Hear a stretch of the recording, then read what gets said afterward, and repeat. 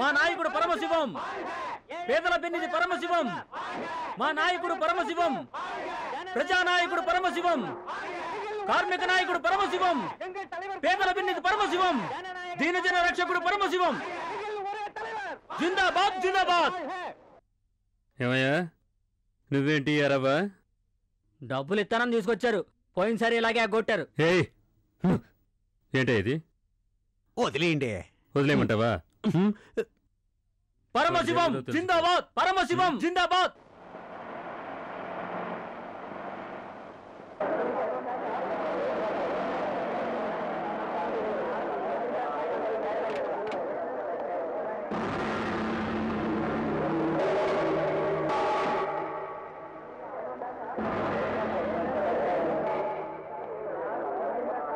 కొత్త వారికి కోర్టులో అనుమతి లేదు.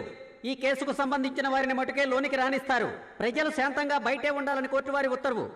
మిస్టర్ బాలు, మీ భార్యను మీ అన్నయ్య చంపడని మీరు భావిస్తున్నారా? సార్, ఈ కేసులో మీ అన్నయ్యకి తప్పకుండా శిక్ష పడుతుంది. Sir sir sir sir sir మీ అభిప్రాయం ఏంటో చెప్పి వెళ్ళండి సార్. ఇదేంటి సార్, ఏం చెప్పకుండా వెళ్ళిపోతున్నారు? అదిగో విజయలక్ష్మి గారి తల్లి. ఏమండి, మీరేగా విజయలక్ష్మి గారి తల్లి? అవును, ఈవిడే అమ్మా. నేనే అమ్మా అన్నయ్యనే. మీకేం కావాలయ్యా? కేసు విషయం ఏమన్నా చెప్తారేమో అని. గురించేనయ్యా మేము వచ్చింది. అనవసరంగా మమ్మల్ని విసిగించకండి. వెళ్ళండి. అయ్యా, పుట్టెడు దుఃఖంలో ఉన్నాం, దయచేసి విసిగించకండి. నువ్వురా వాళ్ళతో మాట్లాంటే.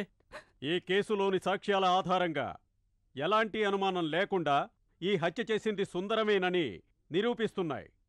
నిందితుడు సుందరమే ఈ హత్య చేశాడనడానికి అన్ని రకాల ఆధారాలు అన్ని కోణాల్లో క్షుణ్ణంగా పరిశీలించిన మీదట ఇండియన్ పీనల్ కోడ్ 302వ సెక్షన్ ప్రకారం నిందితుడు సుందరం శిక్షార్హుడేనని కోర్టు నమ్ముతోంది.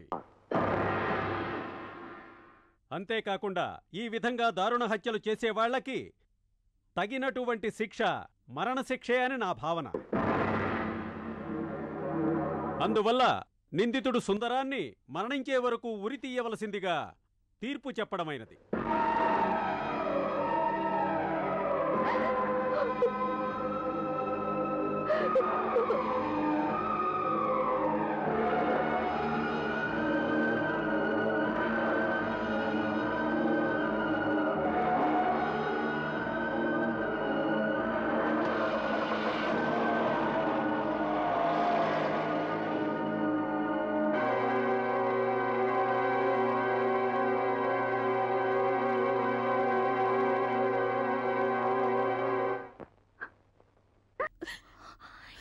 ఏడో కుదిన.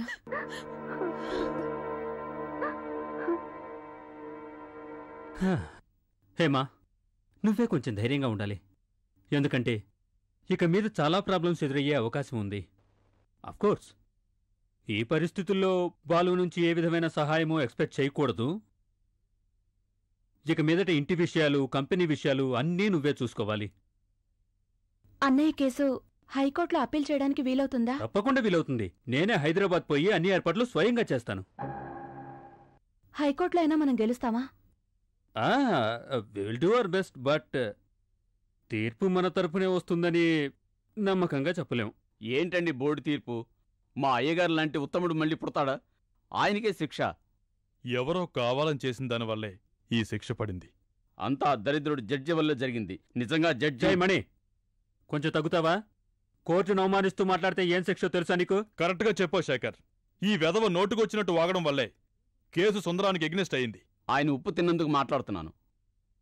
ఆయన ఉప్పు తిని కొంతమంది ఆయనకే ద్రోహం చేశారు. రేయ్, నోరు మీరా.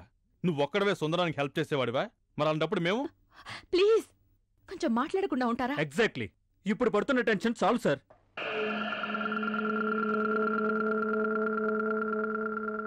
వస్తా శేఖర్.